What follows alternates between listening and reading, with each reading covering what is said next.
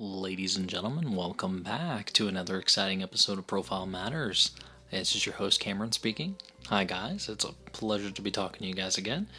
And for all my new listeners out there and new followers, I would just like to say welcome and thank you so much for listening in and for, following us, I should say. I hope you guys are enjoying the episodes thus far. There's going to be many more to come, I'm sure. And I hope you guys are enjoying these. So tonight we have a very interesting guest star, somebody that I've known for a very long time, and she had recently reached out to me to be on the show, and I thought that would be a wonderful idea, especially since her background is in a lot of stuff that we actually cover. So, who that is Dr. Catherine Gneiting. She's owner and CEO of CG Counseling and Consulting, which is a mental health therapy office in downtown Jacksonville, North Carolina. Dr. Gneiting has a staff of 5 therapists, including herself, providing therapy for individuals and families with PTSD, anxiety, depression, and childhood trauma, just to name a few. Dr. Gneiting has actually been studying personality profiles for well over 20 years, so we at Profile Matters wanted to get her opinion on some of the root issues or causes of what goes into the making of a psychopath. So I hope you guys are ready to do this thing. Go ahead and sit back, relax, and we'll slice this thing open and start poking around. So we'll be right back. Okay, so go ahead and tell us exactly how we met. Well, that's really kind of interesting. I've actually known Cameron for, my goodness, probably about 8 or 9 years, maybe 10, something like that. Roughly, but he was part of a research project that I did when I was in my PhD program, which is in organizational psychology. But I had heard about a thing with potatoes where you could actually increase your serotonin level by eating a potato at night. So I asked Cameron if he and a couple of his friends would be part of my research, and this was awesome. Cameron actually had the best response out of all of them. Go figure. So that was really pretty awesome. And actually, I understand one of your cohorts in crime on this podcast, Tyler Beale, he was part of it as well. Mm-hmm. He sure was. A couple of other people, and you two had the best response. Well, that was actually a lot of fun, and actually because of this, I actually I have a potato at least, once or twice a week. I should probably have it, like she mentioned, one other time every day. Every day. Because it did improve, my mood and my dreams and stuff. It was actually really cool. I was glad to be colorful dreams too. Yeah, some colorful dreams. They're very vibrant. All right, so I'll go ahead and jump in and start asking a couple of these questions we have here for you. That sounds great. All right. What would your definition of psychopath or antisocial personality disorder, as it's generally been replaced, how does that intertwine with, your field of expertise? Well, actually, as a mental health therapist, I have an office that's here in Jacksonville, as we already talked about, but normally I'm not going to see somebody who has an antisocial personality disorder, but let me just kind of clarify what exactly that means. A lot of people kind of, we'll talk about a psychopath or a sociopath, and you see things on movies, and and everybody's like, oh my God, there's a killer on the loose, he must be a psychopath. That's not usually true, but an antisocial personality disorder, you must fit a specific criteria. And that's, really kind of long. You can actually look it up on Google and what's the criteria for antisocial personality disorder. But a psychopath is usually, when someone is called a psychopath, they've come to the attention of the police, and they're, doing some really nasty, mean things like, killing people, murdering, robberies. Sociopath is usually, kind of, if you watch, I can't remember some true crime and FBI stuff, they'll talk about a psychopath being more specific and deliberate, whereas a sociopath is just going to look for opportunities. And, I kind of think about it as in the animal kingdom, a psychopath being more of a stalker, like a wolf or a lion or an owl, something like that, who they are going to target their hunting prey. Whereas a sociopath, they're kind of a opportunist. Hyena, the buzzard, things like this is like, oh, a dead body with a bargain, okay. But, with... That was perfect. So yeah, so I guess that's pretty much it. I hope. Yeah. Okay. For the listeners, could you explain what the differences is between the generic psychopaths and psychotics? Well, a psychotic person, that's usually someone who has a specific mental illness. And they're really, a lot of people think, oh, they're a psychopath. They must be hearing voices. And, like Son of Sam, the dog told me to kill people. That's not really true. That's very rare that happens. It does. I don't want to say that it doesn't. But a psychopath is very specific about what it is that they want to do. They are going forward with whatever it is that they desire. They usually have a narcissist within their kind of personality mix, so to speak. Whereas a psychotic, they're truly having mental issues and they really need help. They need to be on medication because they're hearing voices or they're seeing things, and many people are seeing little green men. That doesn't mean that they're going to be a killer. So a lot of times we kind of lump that all together and think that that's what it is. No, psychopaths are really kind of a nasty piece of work. In your experience, would delusions be higher occurrence in serial killers or just killers, or do you feel that they are more mentally grounded? Well, that's kind of close. Oh, I'm sorry, I cut you off. Oh, no, you're good. You're good. Go ahead. That's kind of close to the previous question about the whole thing with the delusions and thinking that a psychopath is hearing voices or, everybody's going to be like a Son of Sam. Psychopath, not so much that they're really grounded, but they are in their right mind. Mm-hmm. They know what they're doing. They just have no empathy, and they don't care. Whereas they're not having delusions. Gotcha. Not at all. They have a plan and they're going to carry it out. They have a plan, yes. They will carry it out. And you are in their way, therefore they're going to get it. But I did want to talk a little bit about, issues with people who are, like serial rapists. Mm-hmm. Things like that. Because it's not always serial killers, but serial rapists. And then they, happen to, let's, kill the evidence. Mm-hmm. If they think they're going to get caught. Yeah. But like a serial rapist, they're not having delusions at all. And they plan and they stalk and they look for a specific type of person. Mm-hmm. So if you had 10 women, set up and this is a serial rapist, he is going to pick his specific target and he's going to look at what he wants and he's going to try and, thin out the crowd and figure out who it is that he can go after. It's going to be easier. So, and I think later on we're actually going to talk about how to stay away from those types of people. Yes, that comes up kind of close towards the end. That's okay. For sure. In your opinion, what personality traits or disorders are the factor into making a killer? Well, that's really kind of interesting because what makes a serial killer, psychopath, antisocial, whatever, a lot of times what will happen is you can look at a child. We're not going to look at a child, but a child who has what's called reactive attachment disorder. How you develop that is when you are in an environment in which you are not getting your needs met, such as, a lot of times they talk about the orphanages in Russia, and it's probably why we do not have orphanages in America. They go directly into foster care because they know this is such a problem.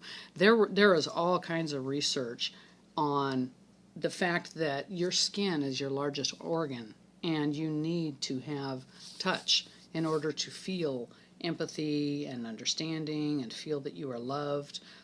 There was a study in psychology with the rhesus monkey where they, this is where reactive attachment disorders comes from. They had took two monkeys and they put one monkey with their mother and another monkey. They had some kind of a wire mesh and they put some cloth over it. So it was not we called it the ragdoll mother. Oh. And because of this, they were not getting any kind of nurture, nothing at all. But that monkey would run to that little wire mesh monkey and, would attack people that would come in. You couldn't even be able to...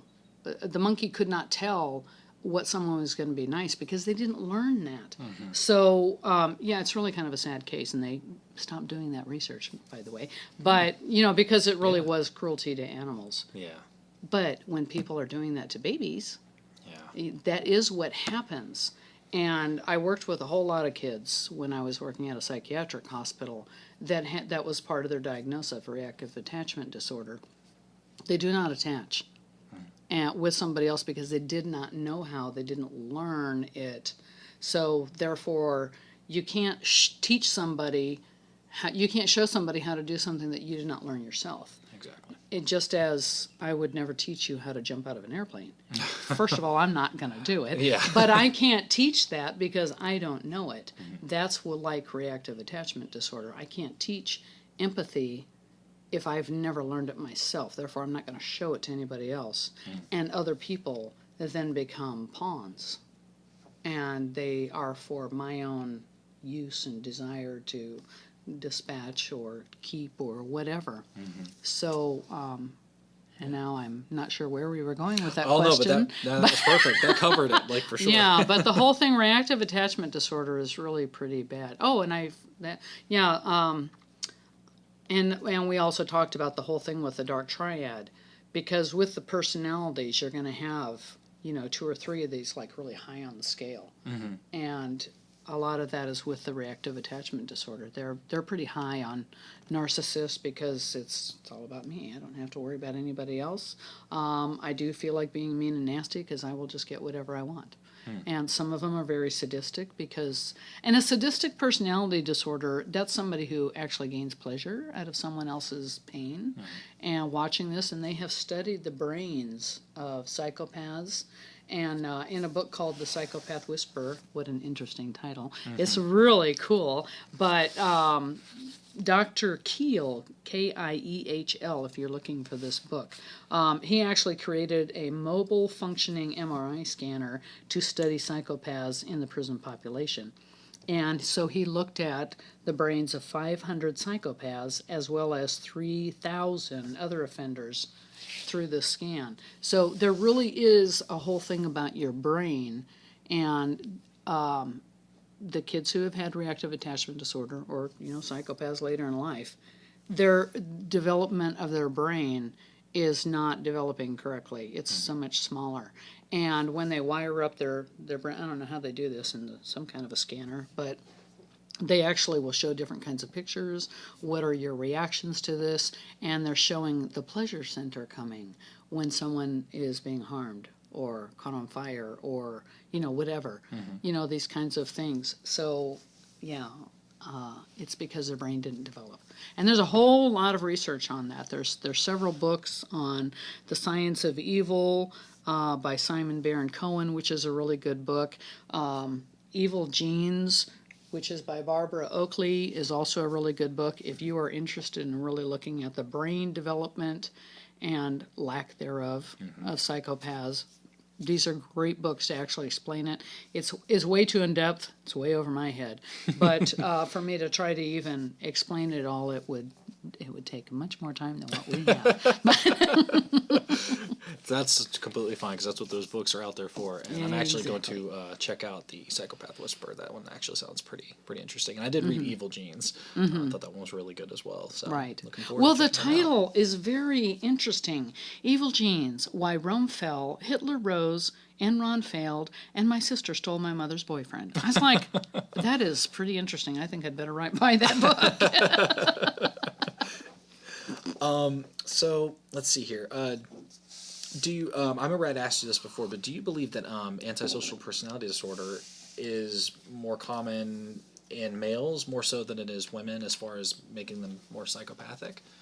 Well, a lot of times in just generally in nature, I mean, men are going to be the conquerors, and I think we did talk about this before, but women are the nurturers. Women are traditionally, they're really going to be more of, you're going to run to your mom if you're hurt. You're not going to run to your dad. Women are catching up, though. Yep. Yeah, they really are. But which is scary. I also wanted to talk about a test that you could take. I don't know if that's a question that we had. Yeah. There was the first person who really started studying psychopathy was Cleckley. And Cleckley had a, let me get that paper out really quick. The characteristics of a psychopath as chronicled by The Mask of Sanity, which was written by Hervey Cleckley. I think he was from England. But on the psychopathic checklist, you must fit these things, and it's not exactly the same as on the DSM. But he was what we call the grandfather of antisocials. I haven't read this book, The Mask of Sanity, but it's basically the fact that they're wearing a mask to look like they're sane, but they don't know how to act with empathy or with any kind of feeling, so they wear this mask. And then later on, Robert Hare, I can't talk straight. It's all right. It's all right. He started going off of what Cleckley had done, and he came up with called the psychopathic checklist as well. Cleckley's was 16 questions, and Hare's was 20. So these are not things that you can just, okay, I'm just going to download it and do this test on everybody. You really can't do that, because you're looking at what they were as a child, how they are interacting with other people, how they are in work, how they are in social settings. I mean, there's a whole list of things that you need to go by, and you actually need a clinician to take this test. But again, in the Psychopath Whisperer, they cover that, and he actually does a diagnosis between the two assassins, Booth and I believe his name was Gervaux, who, and I can't remember who he assassinated, because we don't talk about that president being assassinated. But he talked about these two. Were they psychopaths? Well, Booth was doing it specifically for political gain and political movement. The other one did not. He was a straight-up psychopath.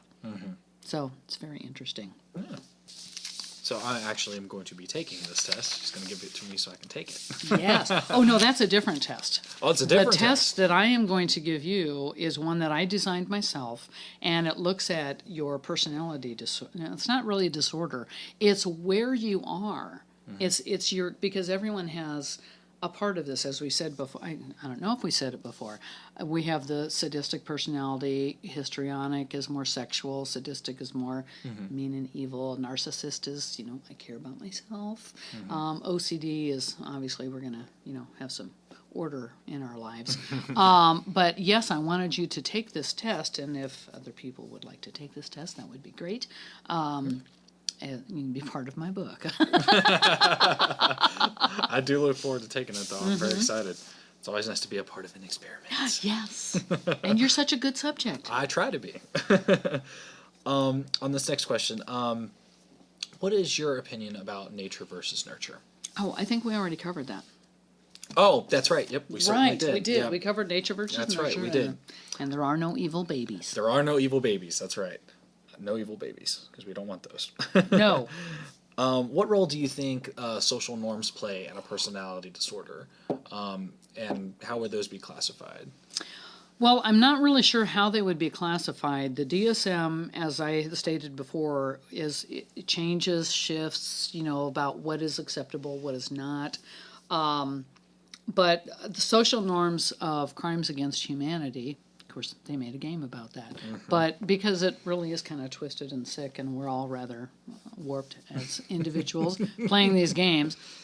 But if you look back into, I go back to Hitler's Germany, the German people began to start thinking, oh, well, these are not real people, and I should, go ahead and be mean to them. You can look at an old movie called Cabaret and see from the beginning of the movie, until the end, about how anti-Semitism against the Jews, that they thought that this was normal. I think that's rather sad if we're beginning to think this is normal. Yeah. But, things do shift and change. I don't think they're going to change that much, because we have so many laws in place to protect people, political rights. We now have the gay, lesbian, LGBT a whole Yeah, bunch LGBT. right, Yeah. about the differences and being able to be accepting. Mm-hmm. It's when you have a failure to accept other people for who they are or what they want, or rights, absolute human rights. The Geneva Convention covered this after World War II, because you just can't treat people like that as a prisoner of war. Well, if we can't do it in prisoner of war, why would we do it in society? So this is, it's kind of sad when you have that happening. Yeah. What role, well, we pretty much covered that one. As social norms continue to evolve in the path that it is now, do you think the definitions of personality disorders will increase or decrease? And do you think it's acceptable, do you think it's acceptable as normal behavior rather than a disorder? So, well, again, they used to think that homosexuality was a disorder, and they treated it as a mental illness. I would hope that we wouldn't, but that's why we have laws in place. But I did want to kind of share about how to stay away from really mean and nasty people. Yep. Is that the next question? That's our last and final question. Oh, I am so excited. Okay. There are two really, really good books. One called The Gift of Fear by Gavin de Becker, and it talks about the gift of fear. Seems like it's such a strange question or title, but you actually have little fear, prickling of the neck, a little sixth sense of something is askew, something is just a bit not right, and you actually need to get out of that situation. So this definitely is a gift, and he talks about being able to use that fear to save your life. And in this, he starts out the book with a woman who lives in New York, and she was, has a bag of groceries and was going into her apartment, and, she's kind of talking in her head about how, excuse me, oh no, the neighbors left the door open again, but she was glad that, she didn't have to get her keys out. So she actually went into her apartment, made sure the door was locked shut. As she starts going up the stairs, she drops one of the bags, and, cat food's kind of rolling out all over. And she hears a voice say, "That's okay, I got it." And that, she's kind of like, something's kind of going on. So he then follows her upstairs, and, and then he somehow gets, through their talking, he gets into her apartment and then says, "Oh, no, I'll just leave. I'll just drop this off and leave, I promise." And, of course, he doesn't, and then terrorizes her for 3 hours, and was going to kill her. Mm-hmm. And she found that she recognized that he was going to kill her. And that was when she had absolute fear and panic, and she got up and walked across the room and across the hall to the neighbors, locked the door, and called the police, and then he was caught. But what happens is, when things are happening, when somebody comes at you, and you're thinking, they're a little off, but you're not really sure, because they're really kind of charming. They're using specific techniques. So even if you don't read this entire book, go to Barnes & Noble and read Chapter 4, called Survival Signals. And I'm actually going to talk about those survival signals, because you really need to know what they are. Okay, so the first one is called forced teaming. Okay, when this person was talking about forced teaming establishes premature trust by using the "we're in the same boat." This attitude is harder to rebuff without sounding rude. Okay, so when he said, "Oh, we got a hungry cat up there," he used the term "we," as if we are in this together. Therefore, she can't be like, "We are not anything. I have a hungry cat. You have nothing." It's that kind of, charm that kind of goes about this. So, yeah, that was kind of interesting. Forced teaming is not about a coincidence. It's an intentional and directed, and it is one of the most sophisticated manipulations. The detectable signal of forced teaming is the projection of a shared purpose or experience where none exists. Both of us, we're some team. How are we going to handle this? Now we've done it. When you hear somebody saying that and you don't know them that well, okay, that's implying that there is something else, that you should be having. I'm sorry, let me get this paper off of here. Right, you're good. Okay, the next one is charm and nisus. Niceness. Charm is used to compel or control by allure or attraction. You feel like this person is trying to charm me, not this person is charming. It's as if you're being schmoozed, like, what's going on with that? What's happening? Yeah, okay, so charm is almost always a direct instrument, which, like rapport building, has motive. One way to charm is with a smile, which Ekman is on body language, which is another thing that I've been studying for at least as long, because these are all part of it. Yeah. When you're looking at someone's body language, you're like, something's not connecting, and there's something wrong with this person, and I need to get away from them. It's the most important signal. Typical disguise is used to mask emotions. So if someone doesn't act quite right, such as they're a psychopath and have no empathy, they'll smile. And you're like, why are you smiling? You look like a car salesman. Used at that. Anyway, okay, so we must learn and then teach our children that niceness does not equal goodness. Niceness is a decision, a strategy of social interaction. It's not a character trait. People seeking to control others almost always present the image of a nice person in the beginning, like rapport building, charm, and the deceptive smile. Unsolicited niceness often has a discoverable motive. So, sorry I have to read from this book, but I can't remember all this. It's way too in-depth. I mean, I know it, but I can't just flat out say just it. Throw it up against the wall. Right, so I don't want to be inaccurate. So, the next one is too many details. So, when people lie, they know that they sound unbelievable, so they keep on telling you more things in hopes that you will believe them. When you are telling the truth, you don't feel the need to do that. Makes sense, though. It is. This is really pretty good. It doesn't sound credible to them, so they have to keep on talking. So if people keep on talking, it's almost like give them enough rope and they'll hang themselves. But it sometimes, it'll work to your disadvantage if they keep on talking and you start believing what they're saying. So anyway, the next one is typecasting. Typecasting always involves a slight insult, and usually one that is easy to refute. But since it is the response itself that the typecaster is seeking, the defense is silence. This is what you need to do, is be quiet. And I know that sounds kind of hard. It's like, okay, what exactly are you talking about? So when this rapist, I think he said something to her like, oh, you don't always have to be so strong. Well, I do have to be strong. No, whatever. So he gave up the packages. She gave up the packages, which was the response he was looking for. So it's kind of that, The typecaster doesn't even believe that what he's saying is true. He just believes it'll work. So that's always exciting. And my favorite, well, not really my favorite, but it's what happens all the time when you get in someone else's debt. It's called loan sharking. Okay, he wanted to be allowed to help you because that would place you in his debt, and the fact that you owe a person something makes it hard to ask him to leave you alone.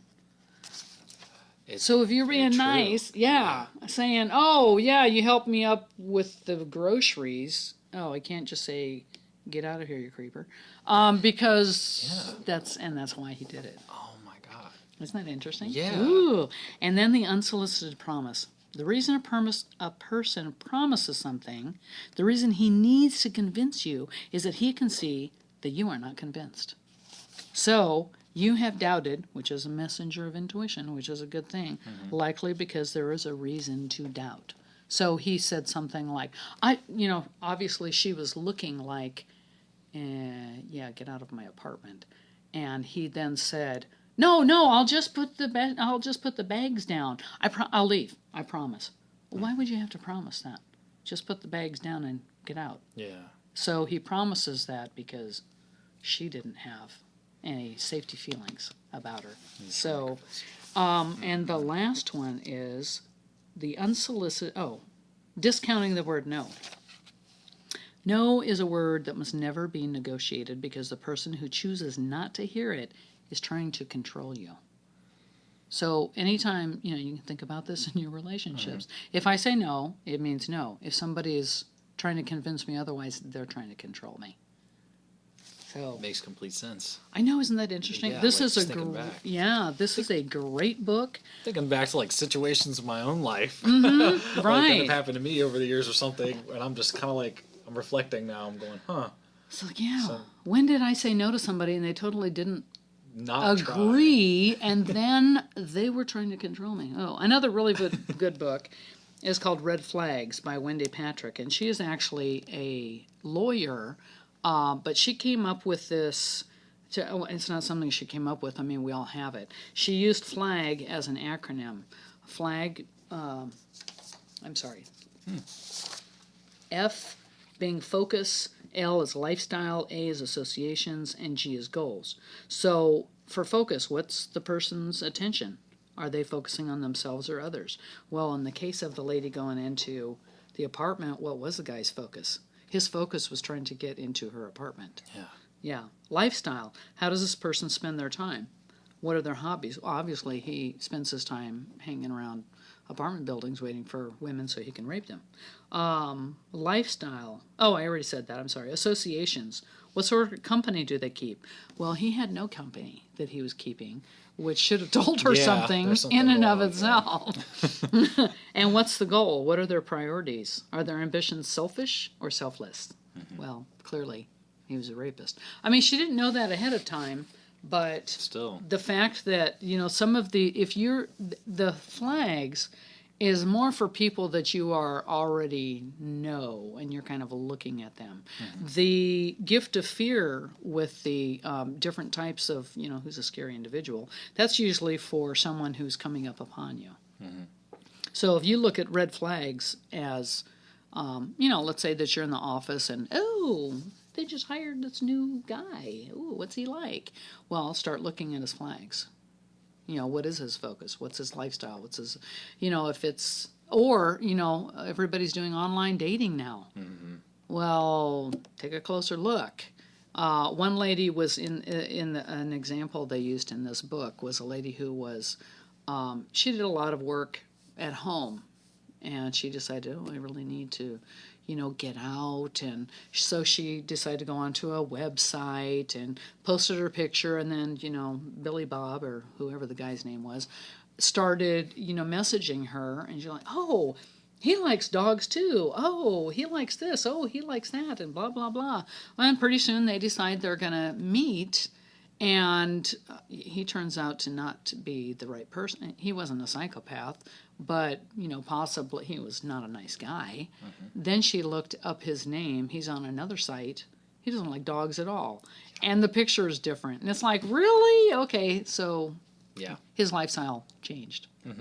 It happens. To fit his profile. His wants and needs. Right. Did you have any other questions? No, that covered everything. So I think we're pretty much good here. Yeah. But I did want to say that going back on when we started talking about that last question, the markers to look out for and to be careful, in my first episode, towards the end, I actually had a good, I don't know, it might have, some of you guys who've listened from the first episode are probably like, it was probably like a 7-minute, pep talk on how to make sure we take care of ourselves because you never know, and to make sure you love your families because you never know. Right. Well, it was interesting that when you started talking about that, because that's what I mentioned, there was trust your lizard brain. If the hairs stand up on the back of your neck and you see somebody, from personal experience, when I was in high school and I was, there was a kid who was walking down the hall one day and he was acting strange. He was muttering to himself. He was a big guy, real big guy, not big as in, fat or overweight, but big as in muscle. I didn't know much about him, but other than what I could see, and that was he was talking to himself, and he just seemed to be frustrated, his whole demeanor. Well, I avoided him like the plague. When I first saw him, I took an alternate route, and at first I'm thinking, I could have just walked around him. I'm glad I didn't, because about an hour later, I saw him down in the office with our resource officer and another kid who had been beaten to a pulp. He had a bloody nose and everything like that. Well, the kid apparently got kicked out of class and was frustrated, and this kid just happened to be walking down the hall, and he took out his aggression on him. And I could have been that kid, but I avoided it like the plague because I listened to my lizard brain and the hair standing up on the back of my neck. Some people might say it, oh, well, aren't you just kind of, being paranoid? there's a fine line between being paranoid and just listening to that. So it is very important. If you did not just really catch on to everything we were just talking about, you really should, because that's extremely important in trying to avoid this kind of behavior. So yeah, I did want to tell you about an incident that had occurred in which, because I'm sure you're wondering, okay, do I have any any interest with psychopaths or whatever? I had been working at home, and my phone went out. Well, the computer was connected to it, so I had called a company, whoever it is I can't remember. And the guy that came was just a little off. And I was like, what is going on? And this is not to say totally, distrust everybody. However, I had just watched, this was when I was in my master's program, and I had just watched, I think it was called Sexual Predators or something in class. And it talked about how a person how they stalk. And he met with a person saying that he wanted to buy a motorcycle. And he had already known what times her husband was not there because he did work for her on some kind of a crew or whatever. So because I had just, this was fresh in my brain, I'm thinking, okay, this guy's a little off. And he says, okay, it's fixed. How about we go inside and check your phone? Well, that's really kind of stupid. Why didn't he tell me to go inside myself and he wait outside? So that was clearly a red flag. Yeah. Well, because I had just seen this, I had to make sure that I did a specific deterrent. Of course, I tell my friends about this, and they said, don't ever let somebody in your house. But I had a specific plan. I walk very fast, so I walked directly into my house very quickly, opened the sliding glass door where there was only a screen between my two very large dogs that started barking very aggressively immediately. And he had come in behind me, and he stopped dead in his tracks. I picked up the phone. I said, yep, seems to be working. I said, that's in case you're an axe murderer. And the dogs are just about going crazy. And he's like, oh, I said, why don't we go back outside before they eat you? But I wanted to make sure that he didn't decide to come back later. Of course. Because he knew that I was either by myself. At that time, I had two kids in junior high and high school. I was like, I don't want this man anywhere near me. He needs to know that I'm going to sick my dogs on him, that I know that there's something wrong with him. Yeah. And all because she was listening to everything that was going on. That little lizard brain. Yeah, because it really does work. Your spidey sense, if it's tingling, it's for a reason. It's not just a saying. It is. All right. Well, I think that pretty much covers everything we needed to talk about. Great. And I have already mentioned this to her already, so I'm going to go ahead and tell you guys, I believe I would like to have her back again several more times if possible, whenever her schedule will allow it and whenever I can, because, I know you guys are really going to like this one. So, but yeah, I want to thank you so much, Dr. Gneiting, for being here today. Thank you for having me. This was truly a pleasure. I love studying about this. I as well. Oh, well, that'll be great. I look forward to coming back on your show. Perfect. Can't wait. All right, guys. Well, I'm going to go ahead and head on out of here. It is almost Easter Sunday, so we all have plans and stuff like that. So I hope you guys have a happy and safe Easter, and I will talk to you guys next time on Profile Matters. Have a good one.